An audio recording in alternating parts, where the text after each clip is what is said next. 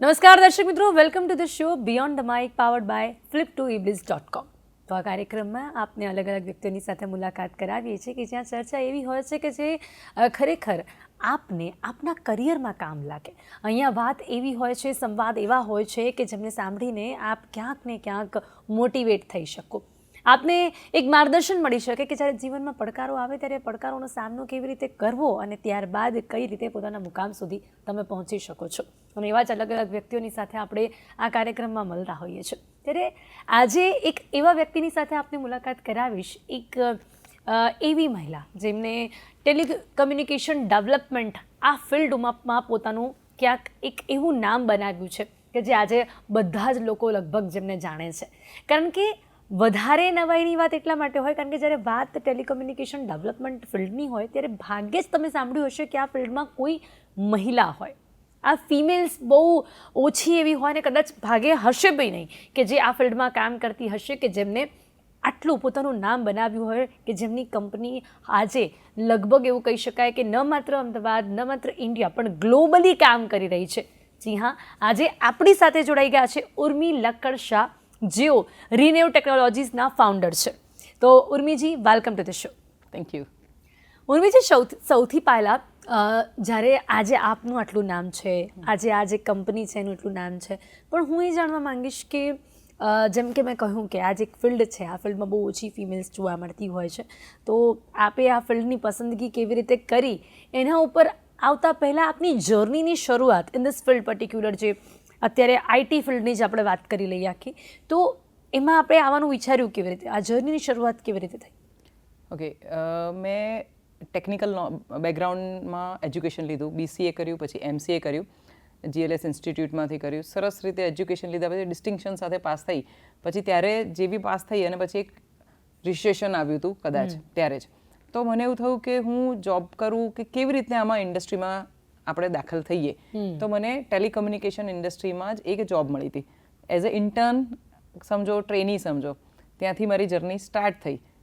બહુ જ બધા સર્વરોની સાથે કામ કરવાનું, વાયરિંગ હોય ક્યારેક એમાં કોડિંગ કરવાનું, શીખતા જવાનું, ક્યારેક આવડે નહીં, ક્યારેક સર્વર પોતે આખું અમે ક્રેશ કરી નાખ્યું હોય. ઓકે. એ કરતાં અમે શીખતા ગયા અને આ ઇન્ડસ્ટ્રીમાં હું ત્યારે દાખલ થઈ. પણ જ્યારે તમે આ જોબ કરી હશે ત્યારે એ જોબમાં પણ બહુ ઓછી ફિમેલ્સ હશે, તમે લગભગ બધા જ કોઈ જ નહોતું, મેલ્સની સાથે કામ કરતા હશો. બધા જ 99% મેલ હતા મારી જોડે. એક છોકરી હતી જે ઇન્ટર્ન તરીકે મારી જોડે એન્ટર થઈ હતી અને લગભગ 6 મહિનામાં એ નીકળી ગઈ. પછી લગભગ મને મારા અત્યારે ગ્રુપ સર્કલમાં જુઓ તો મારું ગ્રુપ પણ ફિમેલ કરતાં મેલનું જ વધારે હોય, કારણ કે મારે સર્વરમાં સાથે કામ કરવાનું હોય, કોડિંગમાં કામ કરવાનું, આ બધું જ ટેલિકમ્યુનિકેશનના સોફ્ટવેર બનાવવા, એમાં હાર્ડવેર સ્વિચીસમાં કામ કરવાનું, સર્વર રૂમમાં જવાનું, જ્યાં -, ડિગ્રીમાં ટેમ્પરેચર હોય ત્યાં મારે જઈને ચેક કરવાનું, આ બધું કામ હતું. તો ઇટ ઇઝ ડિફિકલ્ટ. એટલે ઓનેસ્ટલી મેં પણ ક્યારે નથી જોયું એમ કે આવી રીતે અમારા ત્યાં બી જેટલા પણ આવી રીતે આવતા હોય કરવા માટે, સર્વર માટે, બધા મેલ્સ હોય છે. મેં ક્યારે કોઈ ફિમેલ નથી જોઈ આમાં. તો પછી એવું હતું કે જો આ ટેલિકમ્યુનિકેશન ડોમેનમાં રહીશું તો આ બધું શીખવું જ પડશે. RJ45 કેબલિંગ કરતા પહેલા શીખી હતી કે કેબલ કાઢો, એને ગ્રીન, બ્લુ, રેડનું કોમ્બિનેશન શીખ્યા હતા. અને પછી કરતા એ બધું શીખતા પછી કોડિંગ કર્યું. ઓડિયો કેવી રીતે પાસ થાય છે એમાં ઇન્ટરેસ્ટ પડ્યો. હું અહીંથી બોલું ને તમારા પાસે જાય, તમે બોલો ને અહીંથી મને ખબર પડે, તમે કોલ હેંગઅપ કરો તો મને ખબર પડવી જોઈએ કે અચ્છા મારે કોલ હેંગઅપ કરી દેવો પડે. આ બધા જે હેન્ડશેકિંગના, ટેકનિકલ પેકેટ સ્વિચિંગ, પાસિંગના લર્નિંગમાંથી કરતા આગળ વધ્યા અમે. તો આપને ઇન્ટરેસ્ટ પહેલાથી આવ્યો હતો આ ફિલ્ડમાં? આપને લાગ્યું હતું કે યાર આ બહુ ડિફિકલ્ટ છે? બિકોઝ એઝ અ ફિમેલ મને એવું લાગે કે યાર બહુ જલ્દી, કેમ કે કેવું હોય ને કે આપણને બહુ આમ એવું કામ ગમે થોડુંક કે જે થોડુંક ઇઝીલી હોય, થોડુંક સ્માર્ટ વર્ક ગમે, પણ આ બહુ ડિફિકલ્ટ વર્ક છે. પહેલાથી આપને ઇન્ટરેસ્ટ આવી ગયો તો આમાં? મેં મારું બેકગ્રાઉન્ડ કહું તો મારા ફાધર હતા, એ સાયન્ટિસ્ટ, ગ્રેડ સાયન્ટિસ્ટ હતા સેન્ટ્રલ ગવર્મેન્ટમાં. તો મેં એમને ઓલવેઝ કંઈક નવું કરતા, એટલે જેનેટિકલી તમને પહેલાથી જેવું માઇન્ડ મળ્યું છે. મને એમ થાય કે જનરલ તો બધા જ કરશે, પણ કંઈક નવું કરવું અને કંઈક ડિફિકલ્ટ કરવું હોય તો જ સર્વાઈવ થઈ શકાય અને તો જ આપણું કંઈક કહેવાય કે યસ મેં કંઈક કર્યું છે. એટલે જોબ કેટલા ટાઈમ સુધી કરી તમે? મેં જોબ શરૂઆતના લગભગ 7-8 વર્ષ કરી. પછી અમને એવું થયું કે મેં અને મારા ફ્રેન્ડને થયું કે આપણે કંપની સ્ટાર્ટ કરીએ અને અમે બંને ભેગા થઈને કંપની સ્ટાર્ટ કરી. ત્યારે એક બીજી કંપની સ્ટાર્ટ કરી હતી. ઓકે તો એમાં શું કરતા હતા? સેમ કોલ સેન્ટરના પ્રોજેક્ટ બનાવીએ, કોલ સેન્ટરના સોલ્યુશન્સ બનાવીએ. તમે બેંકમાં આજે ફોન કરો અને તમને આવે કે વેલકમ ટુ XYZ બેંક અને press 1 for English, 2 for Gujarati, 3 for Hindi. Yes yes yes. પછી તમે લેંગ્વેજ સિલેક્ટ કરો અને પછી કોક મારે ડેબિટ કાર્ડમાં મારે બ્લોક કરાવવું છે, તો ડેબિટ કાર્ડ કે ક્રેડિટ કાર્ડ ચોરાઈ ગયા પછી તમે તરત જ બ્લોક કરાવો છો એક નંબર નાખીને. તો એની જે સિસ્ટમ છે એ અમે બનાવીએ છીએ. શું વાત છે! એટલે અમે લોકો જેમ કે કોઈ બી XYZ આઈડિયા હોય, જીઓમાં ફોન કરીએ છીએ તો એ લોકો પણ કહે છે કે તમે પહેલા લેંગ્વેજ પસંદ કરો પછી આ કરો. એ બધું જે બેક કોડિંગ છે એ અમે આપની કરીએ કંપની છીએ. કરે છે. હા, yes, વાવ, એવું ઇટ અમે સાઉન્ડ્સ કરીએ છીએ. ઇન્ટરેસ્ટિંગ. એટલે આમ બહુ ઇન્ટરેસ્ટિંગ વર્ક લાગે એમ તો આપણને. પણ હા, ફિમેલ્સ મેં આમાં બહુ ઓછી જોઈ પહેલેથી જ, ક્યારેક સાંભળ્યું નથી. એટલે બહુ આમ આપની સાથે વાત કરીને ઘણું બધું જાણવા પણ મળશે આ ફિલ્ડ વિશે. હવે નાવ રિનેવ્ડ ટેકનોલોજીસ, તમે ત્યારે બીજી કંપની શરૂ કરી, આજે આ કંપનીનું આટલું નામ છે જેની સાથે તમે જોડાયા છો. આ કંપનીની સાથે ક્યારે જોડાયા? રિનેવ્ડ ટેકનોલોજીસની સાથે તમે ક્યારે જોડાયા? ઓકે, રિનેવ ટેકનોલોજીની વાત કરું તો રિનેવ ટેકનોલોજી યુકેમાં રજિસ્ટર્ડ છે. મારા હસબન્ડ છે વિશાલ શાહ, એમણે યુકેમાં એમણે ભણતર લીધું અને પછી યુકેમાં કંપની સ્ટાર્ટ કરી. અચ્છા. સડનલી લાઈફમાં ક્યારેક અપ્સ ડાઉન આવે છે, તો એમને બી એમના he is a very social person, family oriented person. એટલે એમને એવું થયું કે બાની તબિયત અચાનક બગડી, તો એ તરત જ બધું બંધ કરી, લેપટોપ બંધ કરીને ઇન્ડિયા આવી ગયા. અને અપડાઉન કરે, આવે જાય. અને પછી થયું કે હવે ત્યાં તો કંપની છે જ, પણ why not to start the company here in Ahmedabad. અને then I got married to him. મારા લગ્ન થયા પછી મને થયું કે એ યુકે વાળી કંપનીને અમદાવાદમાં પણ ઇન્ડિયામાં ડેવલપમેન્ટ સેન્ટર ચાલુ કરે, કારણ કે ઇન્ડિયામાં જેટલું ટેલેન્ટ છે એટલું કદાચ આઉટસાઇડ ઇન્ડિયા નથી. અને આપણે જો આટલું મહેનત કરીને આટલું સરસ કરી રહ્યા છે તો આપણા દેશમાં કેમ ના કરીને બહાર કેમ કરીએ. તો હજી કંપની રજિસ્ટર્ડ છે, ત્યાં પણ કામ કરીએ છીએ, પણ ડેવલપમેન્ટ સેન્ટર હેડક્વાર્ટર જે કહીએ એ એટલે પહેલા ત્યાંથી જ શરૂ થઈ હતી આ કંપની? યુકેમાં શરૂ થઈ હતી. પછી તમારા હસબન્ડની આ કંપનીમાં તમે જોડાયા, લાઈક ઓકે નાવ. તો તમારી કંપની ઓલરેડી હતી, તમે તમારા ફ્રેન્ડની સાથે ચાલુ કરીને now then you got married to sir. પછી આફ્ટર દેટ શું એટલે વાત થઈ કે ઓકે ફાઇન, કે એમની કંપની સર્વિસીસ માટેનું કામ કરતી હતી, બરાબર, અને તમારું જે હોલ્ડ હતું, તમારું જે બેઝ હતું એ પ્રોડક્ટનું હતું. તો તમે કેવી રીતે નક્કી કર્યું કે નાવ આપણે બંને કમ્બાઈન કરીને કંઈક કરી શકીએ છીએ? ઓકે, મારા ફાધર અને એમના ફાધર બંનેને એવું હતું કે તમે બંને ટેકનિકલ છો તો જોડે કામ નથી કરતા, અને સાથે કામ કરશો તો વધારે રિનેવને આગળ લઈ જશો. સો દેટ વોઝ ધ એક વિઝન હતું. એમના આશીર્વાદથી અમે જોડાયા. બીજું ફ્રેન્ડ્સ અને બધા સર્કલનું હતું કે Urmi you can do it, તું તારું કરીશ તો વધારે આગળ આવીશ. સો બાય દેટ, અને મારે નવી ટેકનોલોજીમાં કામ કરવું હતું, નવા આઈડિયા ઇમ્પ્લિમેન્ટ કરવા હોય. મને હંમેશા એવું હોય કે કંઈક નવું કરું, પણ મારા માણસો, મારી જોડે કનેક્ટેડ લોકો પણ, હું તો આગળ વધું પણ મારી જોડેની ટીમ પણ આગળ વધવી જોઈએ. એ ઓલવેઝ એક હોય કે દરેક વ્યક્તિને મારે આગળ લઈ જવા છે, એકલી હું નહીં. સો એ મારો નહીં, વિશાલનો પણ એ જ વિચાર છે. અમે અત્યારે પણ આ જ રીતે કામ કરીએ છીએ. તો તમે જ્યારે રિનેવ ટેકનોલોજીસની સાથે જોડાયા, શું નવું થયું પછી? એ કંપની પહેલા શું કામ કરતી હતી ને તમે આવ્યા પછી શું ચેન્જીસ આવ્યા? પહેલા અમારી કંપનીમાં રિનેવ ટેકનોલોજીમાં સર્વિસીસ પર કામ કરતા હતા. વેબસાઇટ ડેવલપમેન્ટ, વેબ ડેવલપમેન્ટ, શોપિફાય છે, ઈ કોમર્સની વેબસાઇટ કરવાની, બીસ્પોક્સ ડેવલપમેન્ટ કરવાનું, કોઈ પણ કસ્ટમ ડેવલપમેન્ટ કહો રિનેવ ટેકનોલોજીમાં થતું હતું. એ બેઝ હતું. યસ. મારા આવ્યા પછી અમે પ્રોડક્ટ પર ફોકસ કર્યું. પ્રોડક્ટ બનાવ્યા ટેલિકમ્યુનિકેશનના, ટેલવોક્સ કનેક્ટ, ટેલવોક્સ ડાયલ, ધી મેસેન્જર્સ, આ બધા પ્રોડક્ટ્સ બનાવ્યા, જેનાથી રેગ્યુલર કમ્યુનિકેશનમાં દરેક ઇન્ડસ્ટ્રી, કોઈ પણ નાની દુકાન હોય કે મોટી ઇન્ડસ્ટ્રી હોય, ફોન જોઈશે જ. તમારા કસ્ટમર જોડે તમારે વાત કરવી જ પડશે. તો એ મેન્યુઅલી કેમ કરવી? એની બધા મીડિયમથી કરીએ તો એમાં મારી ડિફરન્ટ પ્રોડક્ટ્સ બનાવી અને એ અમે એડ ઓન કર્યું રિનેવમાં. તો હવે રિનેવમાં સર્વિસ અને પ્રોડક્ટ બે છે. તમારી પ્રોડક્ટ અને એ સર્વિસ એટલે કમ્બાઈન કરીને હવે એ સર્વિસીસ બધાને આપો છો. શું વાત છે! એટલે એ તમારા હસબન્ડ અને એમની સર્વિસ અને તમારું પ્રોડક્ટ હોય એટલે તમારું દિવસ બી એમને નીકળી જતું હશે. એગ્રીકલ્ચરના એટલે તમારે એકવાર એ પ્રોડક્ટ બનાવી દેવાની. તમારે પહેલા સમજવું પડે કે like what client want. Okay, હવે એમને કઈ ઇન્ફોર્મેશન જોઈએ છે, એટલે એ ઇન્ફોર્મેશન તમારે વોઇસમાં સ્ટોર પણ કરવી પડે. યસ, એટલે દરેક વખતે તમને એક વોઇસ પણ જોઈતું હોય. હવે બે રીતે થઈ શકે. એક તો કસ્ટમરને કોલ આવે છે અને હ્યુમન આન્સર કરે છે, એને IVR સોલ્યુશન કહેવાય. બીજું છે હવે AI AI આવી ગયું છે. હવે AI માં કેવી રીતે યુઝ થાય તો કે કોઈ પણ કસ્ટમરને કોલ કરે કે ભાઈ મારું આજે ઇન્સ્યોરન્સ કંપનીમાં લઈ લો તો અથવા ફિનટેક કંપનીમાં લઈ લો કે ઇન્સ્યોરન્સ કંપનીમાં મેં ફોન કર્યો મારો ઇન્સ્યોરન્સ છે કે નથી અથવા આ નંબરથી છે, મારો ઇન્સ્યોરન્સની ડ્યુ ડેટ શું છે, મારો ઇન્સ્યોરન્સમાં કેટલો મને બેનિફિટ મળશે, આ બધા સવાલના ક્વેશ્ચન આન્સર કરવા માટે પહેલાં હ્યુમન રિસોર્સ રાખવા પડતા હતા કંપનીએ. મિનિમમ હ્યુમન રિસોર્સ રાખીએ એની કોસ્ટિંગ વધતી હતી. હવે એક પ્રી ડિફાઇન્ડ ક્વેશ્ચન્સ છે એના કસ્ટમર્સ પૂછવાના છે તો એને AI વોઇસ બોટ જ આન્સર આપે છે.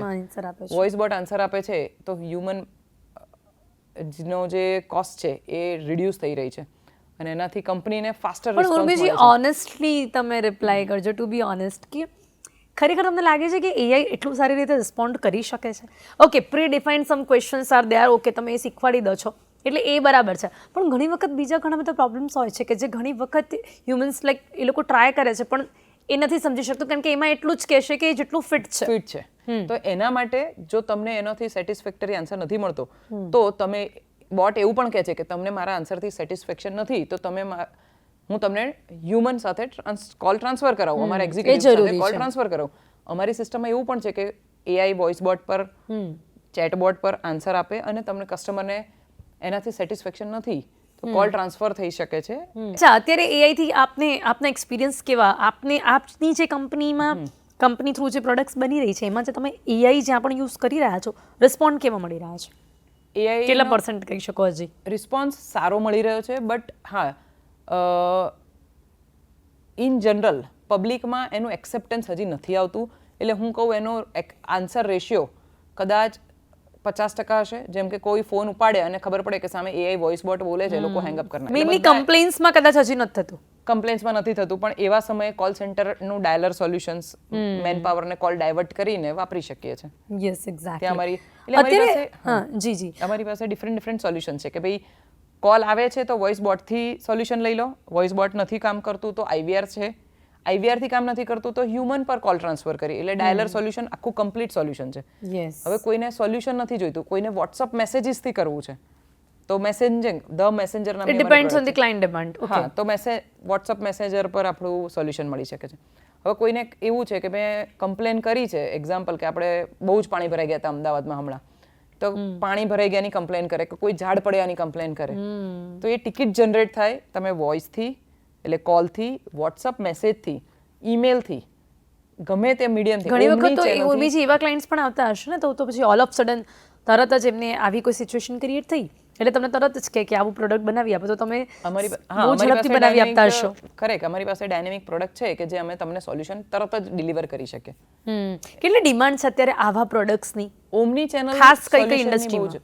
ઓમની ચેનલ સોલ્યુશનની સુપર ડિમાન્ડ છે કારણ કે લોકોને આજે કોલ કરે છે, ક્યારેક કોઈ બેઠા WhatsApp કરે છે કે મારે ત્યાં ઝાડ પડી ગયું છે તો WhatsApp થી પણ સોલ્યુશન જોઈએ લોકોને કોલથી સોલ્યુશન જોઈએ છે, કોઈને ઈમેલથી જોઈએ. બધાને એવું છે કે બધી ચેનલથી થવું જોઈએ. તો ઓમની ચેનલનું સોલ્યુશન ડિમાન્ડમાં છે અને રહેશે જ. તમારી કંપનીને અપ્રોચ કરવા માટેની સૌથી ઇઝી વે શું છે? બીકોઝ આજે કોઈને પણ આવું ઓલ ઓફ સડન પ્રોડક્ટ બનાવી છે, like how they connect to renew technology? They can visit renew.co.uk website પર આવી અને એ અમારો કોન્ટેક્ટ કરી શકે છે. તમને જરૂર પડે છે માર્કેટિંગની, સેલ્સની, કંપનીની? ઓનેસ્ટલી સ્પીકિંગ મને નથી લાગતું આટલા વર્ષો પછી હવે કંઈ જરૂર પડતી હશે. અમારે ત્યાં સેલ્સમાં વાળો માણસ જ નથી અને અમારું બાય માઉથ પબ્લિસિટી જ અમારું કામ ચાલી રહ્યું છે. યસ. આફ્ટર સર્વિસીસ રિનેવ ટેકનોલોજીસ કેવી રીતે આપે છે? કારણ કે બહુ મેટર કરે છે. If you are in IT field અને તમે કોઈ આવી પ્રોડક્ટ આપી રહ્યા છો તો પ્રોડક્ટ તો તમે બનાવો છો અને સર્વિસનો ડિપાર્ટમેન્ટ છે તમારા હસબન્ડનું, બટ સર્વિસ બહુ મેટર કરે છે બીકોઝ એકવાર તમે પ્રોડક્ટ આપી દીધી પછી એમાં કંઈ પણ છે તો ક્લાયન્ટ એટલું કંઈ નહીં કરી શકે એમાં, તો એ કેવી રીતે પ્રોવાઈડ કરો છો? ઓકે, હું તમને કહું કે તમે નોર્મલ વોશિંગ મશીન કે ટીવી પણ લઈ આવે ઘરે, પાછળથી તમને સર્વિસના કોલ આવતા જ હશે. તો એ શું આપે છે કે સર્વિસ આપે છે, AMC થતા હોય પણ સર્વિસ આપે તમને સર્વિસનો કોલ રજિસ્ટર થવો અને તરત રિસ્પોન્સ મળે ને તો તમને એમ ના લાગે કે યાર સરસ ફાસ્ટર સર્વિસ છે આમની.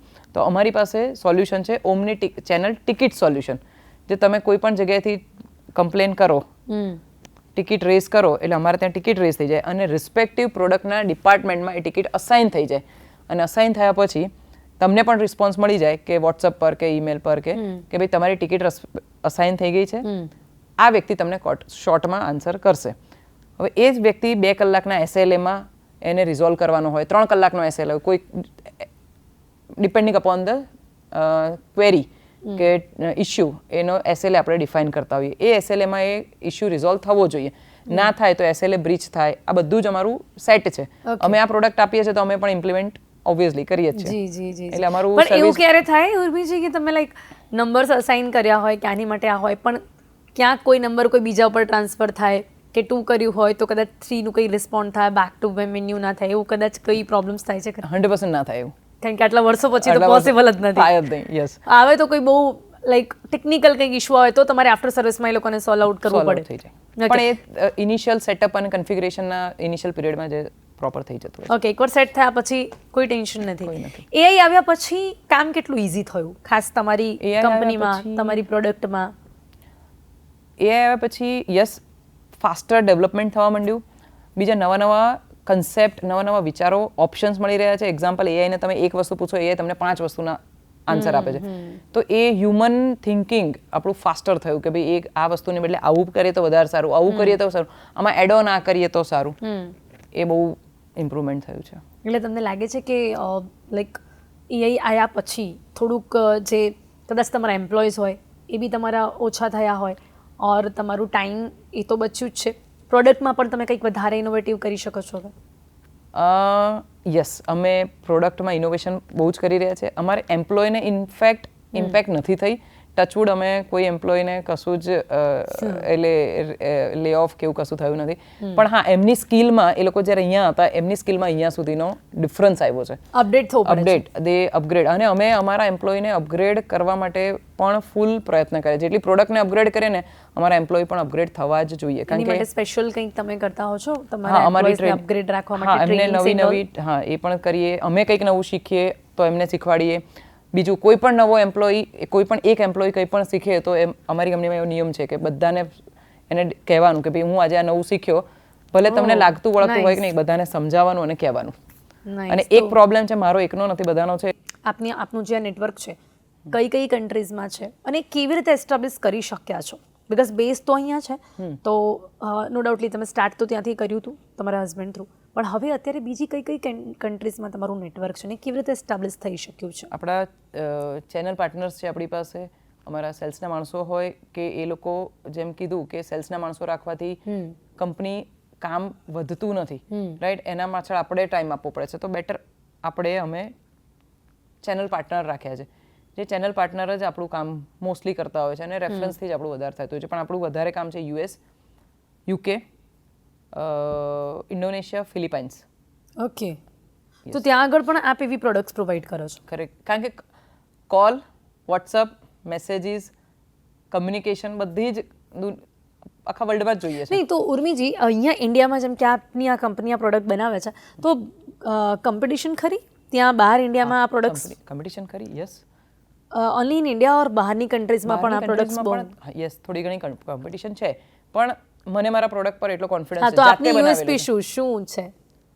અમારી યુએસપી છે કે એકદમ ફાસ્ટર કોલ જનરેટ કરવો, ફાસ્ટર ટ્રાન્સફર આપવો. બીજું ટેકનોલોજી વાઇઝ જે રિસ્પોન્સ છે, 0-0 રિપોર્ટ મળવા, એ અમારી યુએસપી છે. 1 સેકન્ડનો ડિફરન્સ ના આવે, એ ગેરંટી. અત્યારે કઈ કઈ લેંગ્વેજીસ અને કયા સોફ્ટવેર પરથી આ પ્રોડક્ટ બનાવી રહ્યા છો?